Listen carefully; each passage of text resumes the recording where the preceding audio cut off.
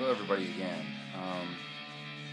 Now I'm going to get into the other experience where I actually got to ask questions and communicate with our brothers and sisters. I've tried making this video a couple of times and gone off on tangents and made it take way too long. So I'm just going to start right into the experience and just cover that, try not to go off on tangents. So I'm laying in bed and I'm meditating and I start to feel swirl up towards the ceiling. And by the way, this is before I met Dero, and I hadn't really had any techniques yet. I was just basically attempting to lucid dream, which was just basically trying to maintain consciousness into the dream state so that I could control my dreams. And once again, this is from a while ago, so I had mixed salvia with some marijuana, and the results were awesome, by the way. And so yes, I'm feeling the spin, and generally when I would meditate this way, I would get a choice where basically I'd feel a presence in the room, and I'd feel as though I could either go with them or go through a Rolodex of memories and kind of pick one and experience it in great detail. So, actually, yeah, the memory Rolodex, I'm going to cover that separate video. It's another really cool experience, though.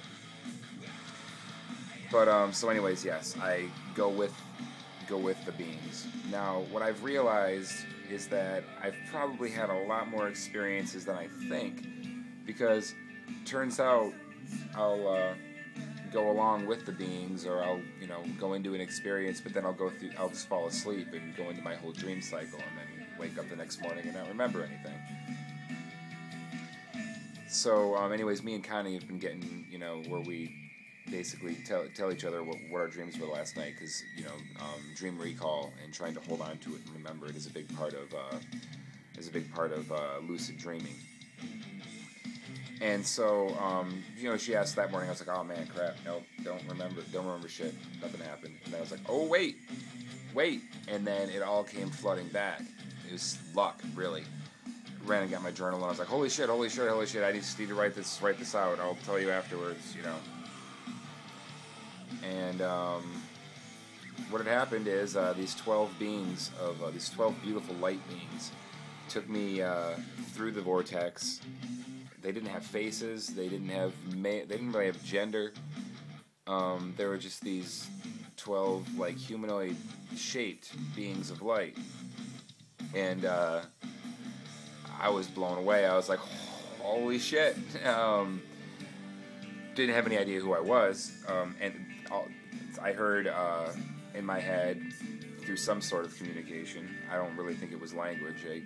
I'm back in my normal human body now, so I can't really articulate it. But what was said to me, what was presented to me was, what do you want to know? Why are you here? And I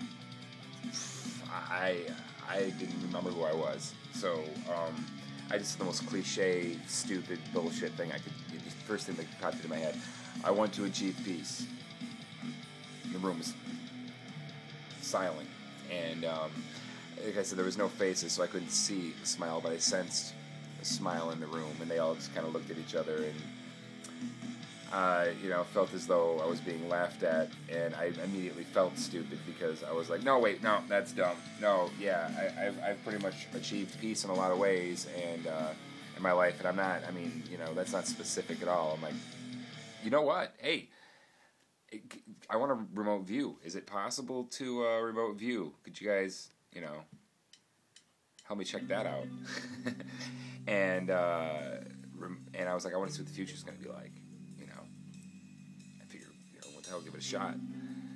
And they showed me this city of gold is the best way that I can describe it. Everything just had this. Well, not that the material was made of gold, but that there was this gold-like hue across everything, and was these ancient structures, but they looked brand new, and they were intertwined with regular structures like skyscrapers and just normal modern technology, and except the air was, it seemed sweet, not just clean, but sweet. Couldn't really explain it. And the mindset of the people, it was just so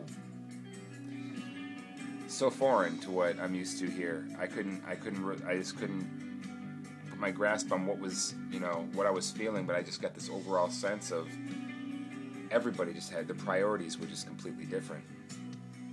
And I don't remember the conversations that I had with everybody, but I remember a few glimpses of a few different conversations with a few different families and people that were there. And I remember having a conversation along the lines of, everybody's so nice and pleasant here, and that's just so wonderful. And they're like, well, of course, why wouldn't people be pleasant? And I just felt completely alien to the time period because I was, and they, nobody locked anything. Nobody worried. Nobody was scared. Nobody lived in this fear grid that we're all trapped in. And I was like, well, why? What if somebody was to just come in and just knock you on your ass and just take your shit, because they didn't believe in violence in any way, no fighting, no whatever, and it seems too good to be true. I'm like, what if someone just comes and takes your shit, knocks you on your ass, just because they want it, and they didn't understand what I was talking about? They looked at me like, there's plenty of everything for everybody. If you want it, just go get it the right way. There's no reason to. That's a big part of it right there. People couldn't afford high standards of living. Everybody was granted high standards of living. They took it for granted. So as far as wanting what your neighbor had because you didn't have it, no. No.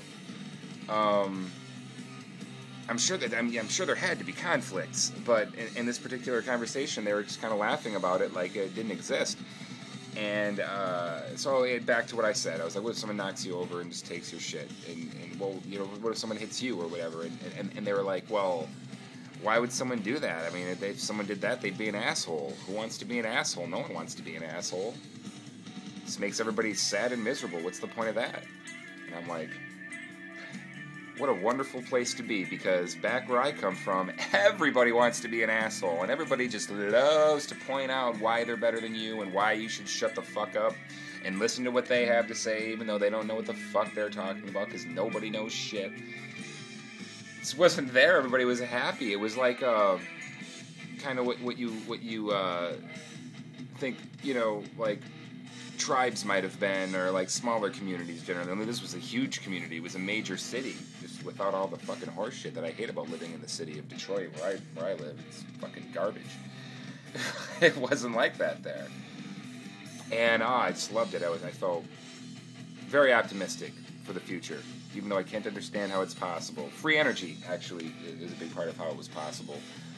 Things turned on just because they were drawing from the static electricity that exists all around us, from the Earth's electrical grid. They lived in balance. There's plenty of alternative energy sources. We just pretend we don't know them yet because certain people are making money hand over fist and enjoy keeping people enslaved, because what good is having things if everybody has them? It doesn't make you any better than them, and people are just stuck in that ego game. So yes, that was my experience, and it was great. I came back. Don't remember how I came back because, like I said, the next morning I woke up,